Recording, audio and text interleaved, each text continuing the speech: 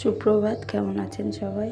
তো সকালের কাজকর্ম আমার সব হয়ে গেছে। আর এবার বেরোবো, মানে মাম্মামকে নিয়ে ঠাকুমার কাছে দেবো। তার আগে পুজো করতে চলে এসেছি, স্নানও হয়ে গেছে।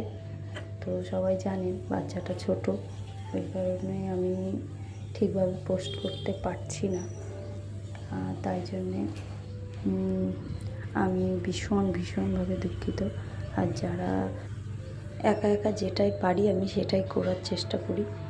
আর ছেলে তো সবাই জানেন বাইরে থাকে, আর পড়াশুনোই করে। সবার কোশ্চেন ওদের করে ছেলে কোথায় নিয়ে সঙ্গে থাকে। আমি ছেলের সঙ্গে অনেক ডিফারেন্স, সবাই জানেন। তো সেই কারণে এত ছোট আরও এত দুষ্টু, ছেলে এরকম ছিলই না, ছেলের পুরো অপোজিট।